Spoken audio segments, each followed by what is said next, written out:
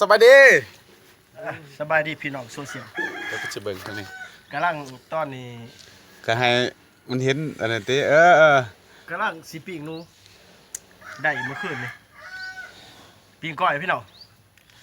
ก้อยได้ก้อยใส่บักถั่วได้นี่เตรียมปิ้งก้อยได้หามากอ่ะด้วยผ่านนั้นคึมซิบนเฮืองกับผ่านคำตั้นเพิ่นผ่านดมกินพี่น้องใหญ่โอ้คักโอ้แน่ใช่แล้วหลายเพิ่นสิเฮ็ดเมนูก้อยล้างห้องกันแล้วล้างใกล้ๆทีมงานของน้ำสตูดิโอพวกเขาเลยละมื้อนี้เปลี่ยนเป็นผ่านบ่ได้ค่อยแต่งเพลงดอกออกล่าช่วงนี้ลาหนูเป็นผ่านเลยต้องเฮ็ดธุรกิจใหม่ก่อนพี่น้องทีมงานของน้ำสตูดิโอช่วงนี้ออกล่าช่วงนี้โอ้เลือดนี่เอาไว้ใส่อันก้อยคักนี่สูตรใหม่สูตรใหม่โธ่สมันใหญ่คักเด้ผ่านคำตั้นเด้อผ่านสายตานะสังเกตดิห้อยหนูอยู่ไสโอ้ผ่านกึมแล้วแม่นบ่ได้จับปากกาจับแต่ขาดแต่ท้ายมื้อแรงสั้นหมอปลายไปเย็นหาไม้มื้อแรงเนี่ยก็ย้อนว่างบมันบ้านปลายมีแต่ไปเลี้ยงควายนอนเฝ้าหน้าที่10ป้ายแล้วพี่น้องอยากไปขอไปขอน้องแต่งงานข้าดองหลายล้านสิเด้เข้ามาเด้พันไอ้ก็มีสัมทีจะแม่ไอ้ก็เป็นคนนี่พันคำตั้นมันตัวนี้ตาดีสังเกตดีห้อยตีนอยู่ไสเนี่ยโอ้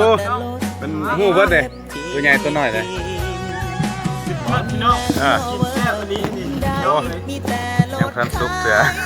แซ่บให้ต้นไอ้คนติดดีปิ้งกล้วยแล้วพี่น้องกินก็ถือว่าใส่เกลือใส่ไปก่อนแล้วกูใส่เกลือใส่ไปก่อนแซ่บ3 ลงเตานี่ก็เบิดเลยพี่น้อง3 ตัวแล้ว3 ตัวแล้วเตานี่เอามาเจอที่กล่องครั้งแรกดิ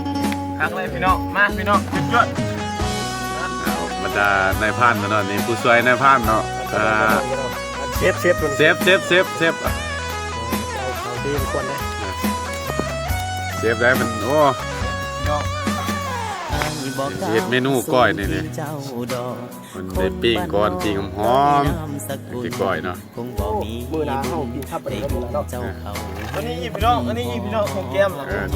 อันนี้หอยนี่ยอดพี่น้องหอยมาบ่หอยใหญ่จังได้ให้เงินบ่พอสิพี่น้องมาพี่น้องแต่ยังบ่มีเขากินอยากไปก็3 ตัวเนาะได้มื้อเช้านี่ก็ได้6ได้5นี่เนาะก็ได้กินก่อนเนี่ยหิวมันว่าก่อนนี่ตัวใหญ่เนาะโอ้เหลือก็มีซ้ำที่เจ้าเห็นไอ้ก็เป็นคนธรรมดาบ่มีโตโยต้ามีแต่รถเวทีตัวบ่มีแลนด์โรเวอร์หุ่นใดมีแต่รถไท